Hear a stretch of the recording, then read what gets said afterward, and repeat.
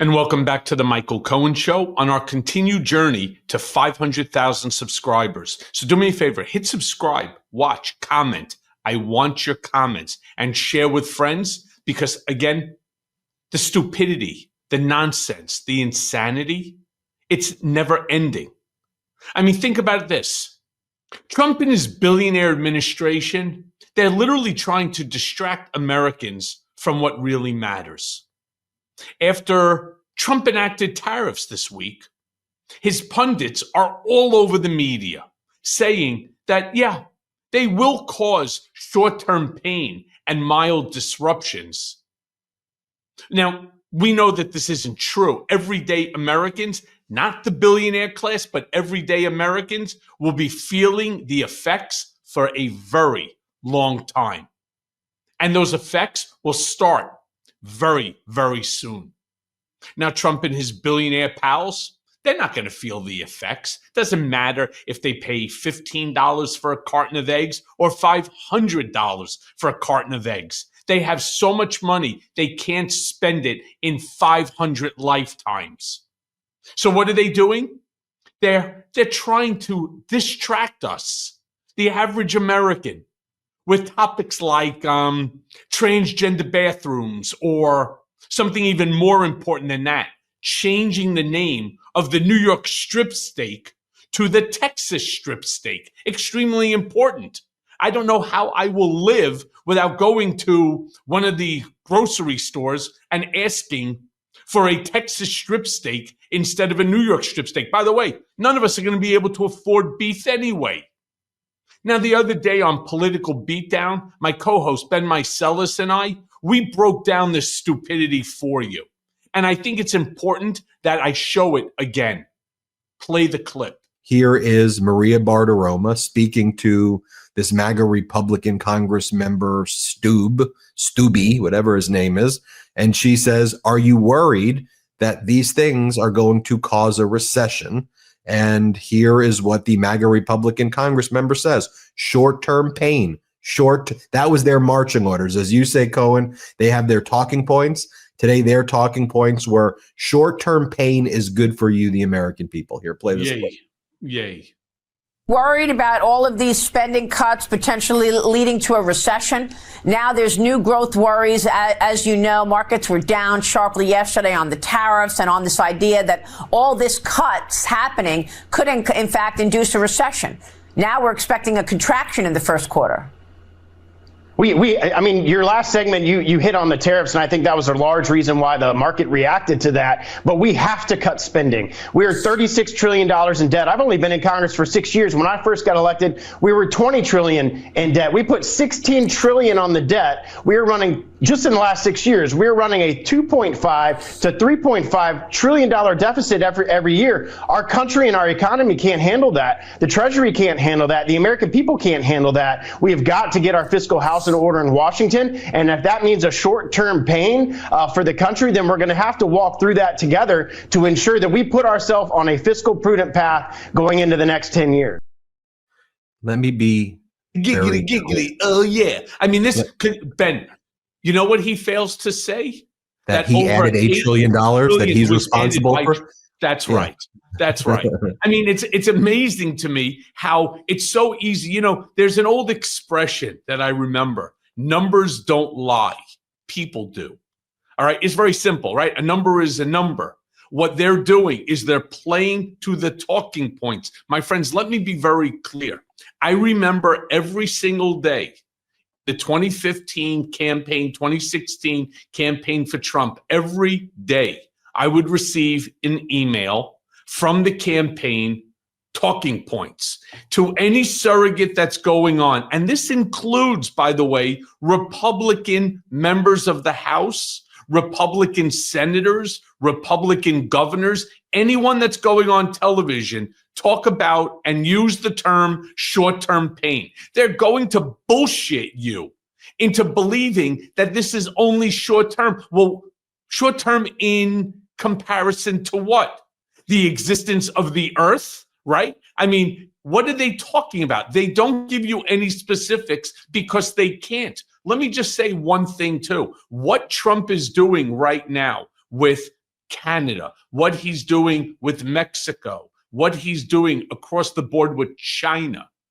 Each and every one of us are going to feel not short term, long term, if not consequential pain that is going to be felt by our children's children. And again, I want to distinguish between them and us. Them is that top 0.1% where no matter how much that Ford F-150 costs, it doesn't mean anything to them.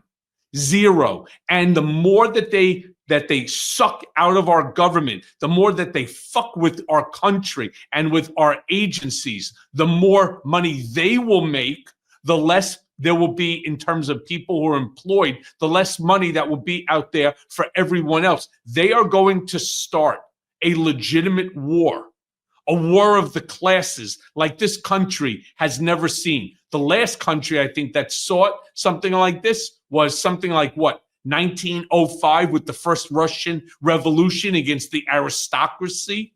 That's really what you're going to have. This is out of control when you won't be able to put food on your table and they're figuring out what's the next $500 million boat that they want to buy.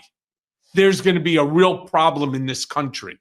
You know, just the idea that Elon Musk and these billionaire Trumpers say that Social Security is a Ponzi scheme. And I know for someone like an Elon Musk or these other billionaires, to your point, none of that matters. You know, they've got their 10 private jets, their 1,000-foot yachts. I'll tell you, Cohen, to most American people, $25 here, $50 there, $150 here is the difference between what is going to be for dinner or not for dinner in a specific evening.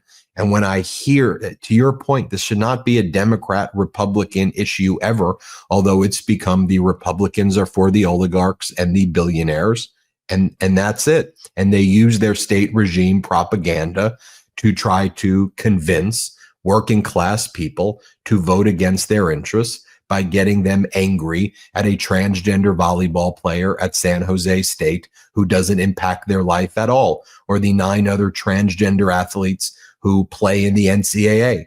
They want to get their working class people so riled up about issues like that and bathrooms and genitals and pronouns and all of these things.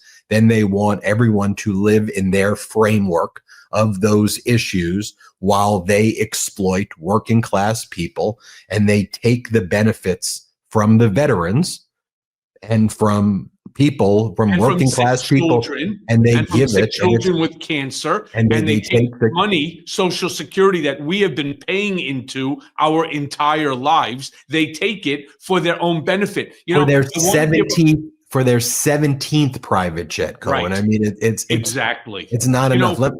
And I want to say one thing here, as Ben was showing us these clips with whether it's Maria Bartiromo, whether it's Larry Kudlow, and so on. My friends, we are really in great territory right now here on the Midas Touch Network. We were just about close to 28,000 people with us and so on. Let me explain why this is super important. Because as you watch that horse shit, as you watch the lies, and the fact that they bring on more people to compound the lie, you're not going to get lies here, all right? You're going to get an analysis based upon facts. Now, you have every right to make up your own minds in terms of how you want to see it, but at least you'll hear a different perspective than what you're going to hear on this lamestream or cable news bullshit, where they want to turn around and bring somebody on, right? Like, what's his name? Scott Jennings,